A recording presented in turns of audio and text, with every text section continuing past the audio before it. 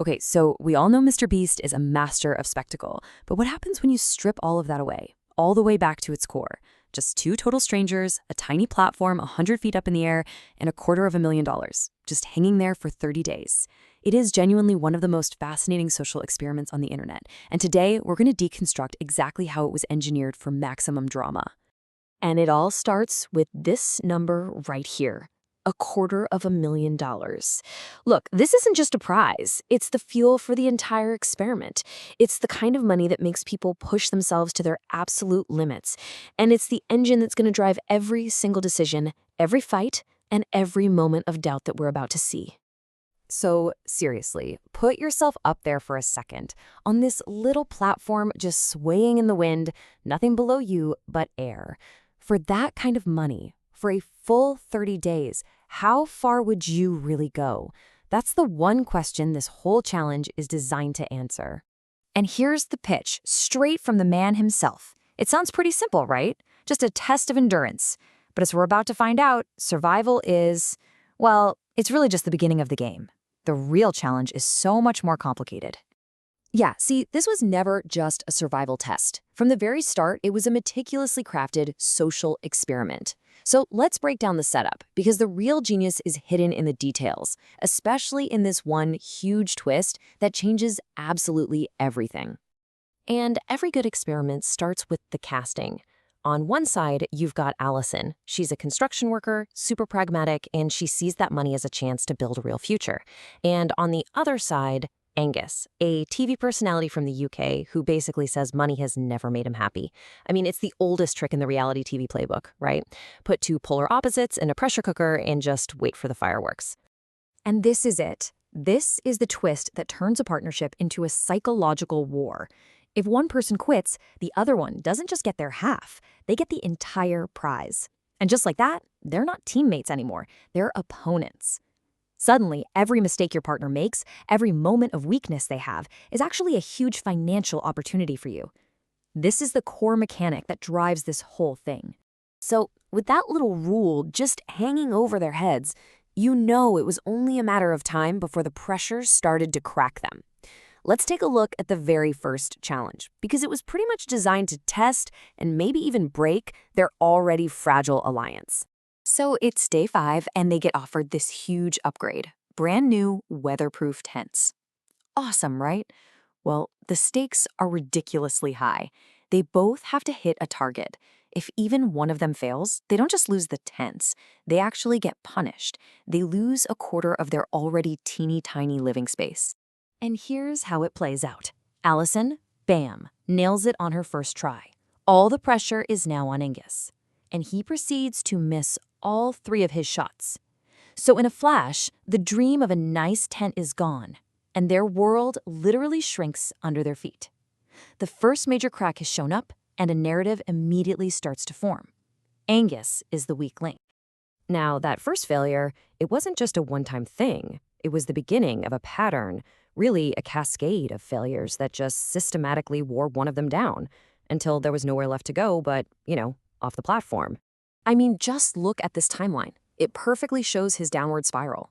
Day 5, he fails the tent challenge. Day 10, he falls asleep during a 24-hour challenge, which costs them better food and, you guessed it, another chunk of the floor. By day 13, he's already talking about quitting. And then, day 15, he tries to redeem himself on a balance beam, fails, and just like that, his time in the sky is over. And just listen to Alison's reaction after he loses them the food. She's not even angry. It's just resignation. It's like she's already accepted that his mistakes are just part of her reality now. You can tell the partnership was basically over long before he actually left.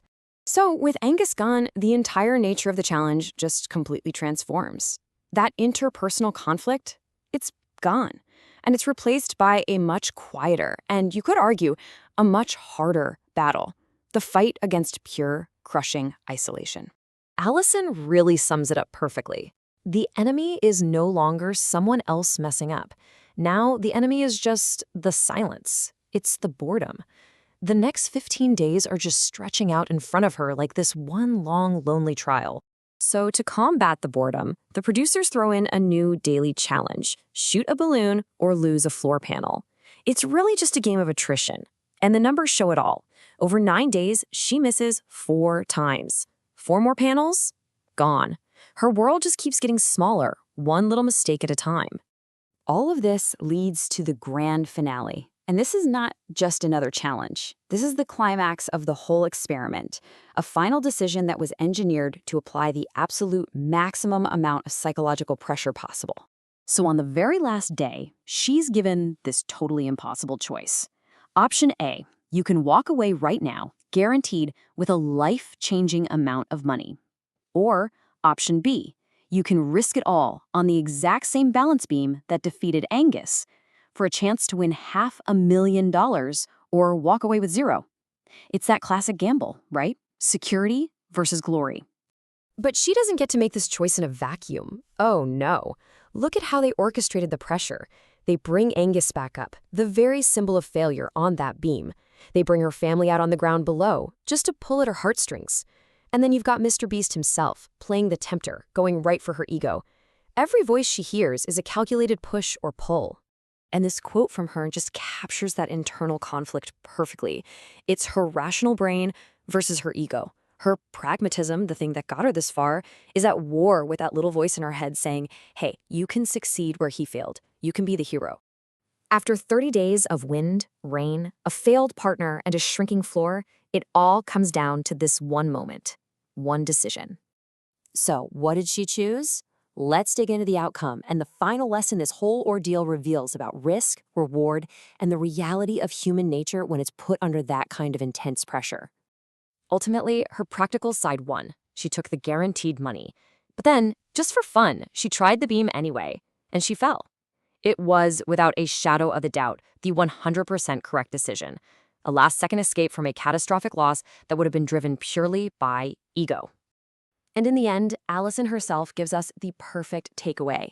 After 30 days of being tested in every way imaginable, the final lesson wasn't about surviving the heights or the bad weather. It was about surviving the temptations of her own ego. Which leaves us with this one last thought. Look, this was incredible entertainment, no question about it. But it was also a meticulously designed test of human psychology.